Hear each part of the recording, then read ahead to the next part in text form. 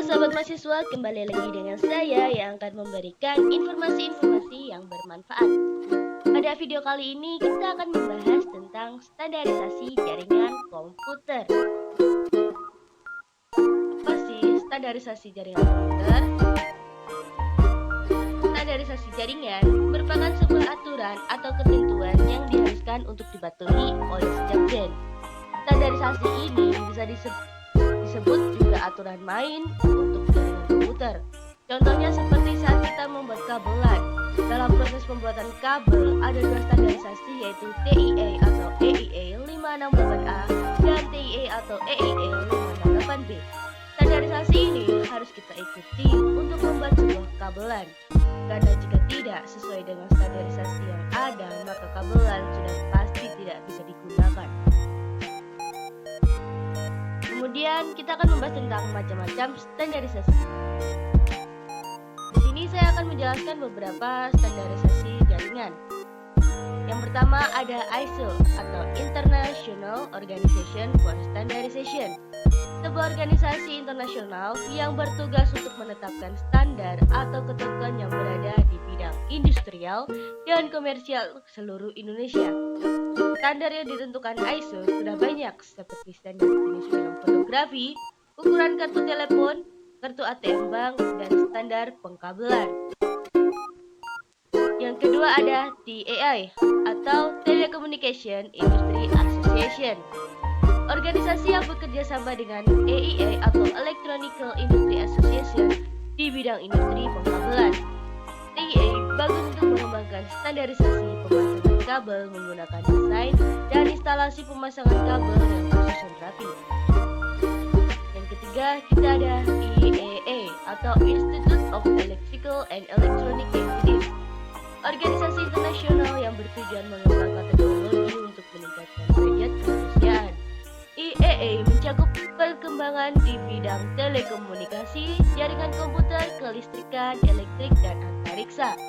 Contoh di bidang jaringan komputer yaitu IEEE 802.3 yang digunakan untuk internet melewati akses LAN, IEEE 802.11 yang digunakan untuk wireless dengan akses LAN atau Wi-Fi, IEEE 802.16 yang digunakan untuk wireless tetapi dengan akses WAN atau WiMAX. Yang keempat kita ada I2 atau International Telecommunication Union, organisasi yang bertujuan untuk mengatasi masalah telekomunikasi internasional. I2 ditugaskan untuk mengatur penggunaan frekuensi radio secara global. Salah satu telekomunikasi yang dibuat oleh I2R yaitu APT. Ini merupakan organisasi pemerintah Asia Pasifik yang dibuat oleh I2R. Yang kelima adalah IETF atau Internet Engineering Task Force, organisasi yang mempunyai wewenang untuk mengatur dan membuat protokol-protokol standar jaringan internet. IETF juga merupakan organisasi yang membuat protokol TCP dan IP. Selanjutnya kita akan membahas tentang perbedaan OSI dan TCP. Sebelum menginjak perbedaannya, lebih baik kita mengenalkan dulu apa sih itu OSI dan apa itu TCP. Untuk OSI sendiri adalah standar komunikasi yang dipakai atau diterapkan dalam suatu jaringan komputer. Sedangkan TCP adalah standar komunikasi data yang sering digunakan pada internet untuk suatu proses tukar-menukar atau saling mengirim data dari suatu komputer ke komputer lainnya dalam suatu jaringan internet. Perbedaan paling jelas dari OSI dan TCP terdapat pada layer model. OSI layer dengan TCP layer memiliki perbedaan yang cukup banyak. Hal ini disebabkan karena OSI layer dan TCP layer dirancang berbeda walaupun pada dasarnya memiliki kegunaan yang cukup sama. OSI layer memiliki 7 buah layer, yaitu physical layer, data link layer, network layer, transport layer, station layer, PlayStation layer, dan aplikasi layer. Sedangkan TCP layer hanya memiliki 4 buah layer, yaitu network access layer, internet layer, transport layer, dan application layer. Yang keempatnya memiliki atau kegunaan yang berbeda pada tiap layernya. TCP layer merupakan suatu protokol spesifik atau bersifat khusus. OSI layer merupakan suatu protokol independen atau yang bersifat sendiri. Dalam cara mendapatkannya, standar yang digunakan pada suatu jaringan TCP layer bisa didapatkan secara percuma atau gratis.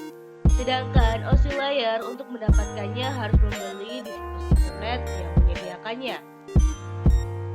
Pada perkembangan OSI layer sedikit terhambat karena banyak layer yang dia miliki. Untuk TCP layer sendiri, perkembangannya sangatlah baik karena dia hanya memiliki 4 layer saja. Dalam model pengembangan, OSI layer dia mengembangkan model berdasarkan teori yang dia miliki. Sedangkan TCP layer dia mengembangkan model setelah melewati tahap-tahap dan telah diimplementasikan. Di rancangan, TCP dirancang lebih sederhana daripada OSI layer. TCP layer dirancang lebih kredibel karena protokolnya dan tidak ada network yang dibangun oleh protokol OSI.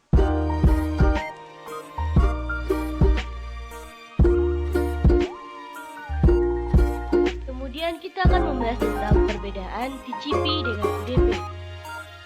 Setelah kita mengetahui apa sih itu TCP, kita juga harus mengetahui apa itu UDP.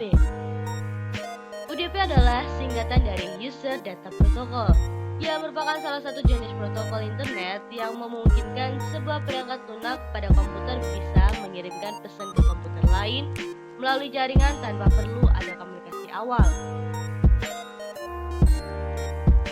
Perbedaan TCP dengan UDP bisa kita lihat dari satu penggunaan koneksi.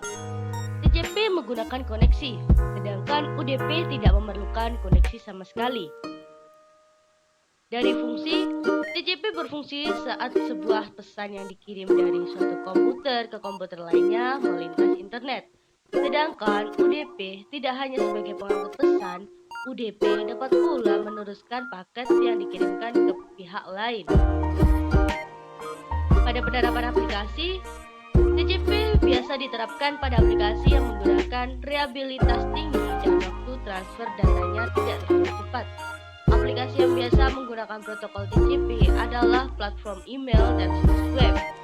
UDP biasanya digunakan pada aplikasi yang memerlukan transfer data sangat cepat seperti game, streaming, dan FOIP.